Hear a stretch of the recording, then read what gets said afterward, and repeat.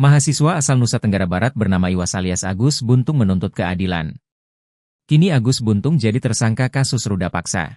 Polda NTB menetapkan Agus Buntung sebagai tersangka setelah dilaporkan oleh korban, mahasiswi di sebuah sekolah tinggi negeri di Mataram, pada Kamis, 28 November 2024. Agus Buntung angkat bicara menjelaskan duduk perkara kasusnya. Dia mengklaim dirinya lah yang jadi korban di kasus ini. Agus dalam wawancaranya mengurai fakta sebenarnya soal tudingan ia melakukan ruda paksa. Mulanya di awal Oktober 2024 lalu, Agus Buntung bertemu dengan seorang mahasiswi di kampusnya. Kala itu Agus Buntung minta bantuan ke wanita tersebut untuk mengantarkannya ke kampus setelah makan siang. Langsung minta bantuan ke seorang mahasiswi yang tidak ia kenal. Agus Buntung percaya saja saat diajak naik motor. Tak disangka kepercayaan Agus Buntung itu justru membawanya ke sebuah masalah. Agus Buntung mengaku tiba-tiba dibawa ke sebuah tempat penginapan. Agus Buntung lantas menceritakan kronologi dirinya dilecehkan. Setelah dipaksa diam, Agus lemas tanpa bisa bertanya banyak ke sang mahasiswi.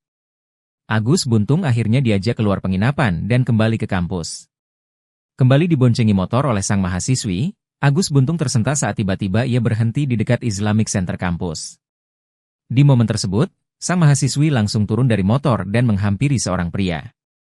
Agus syok karena tiba-tiba difoto oleh seorang pria tak dikenal saat turun dari motor.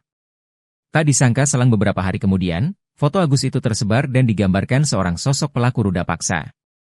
Agus disebut-sebut melakukan ruda paksa hingga fotonya tersebar di media sosial. Hingga akhirnya kasus tersebut berujung pada proses hukum karena sang mahasiswi melaporkan Agus ke Polresta Mataram dengan kasus dugaan ruda paksa.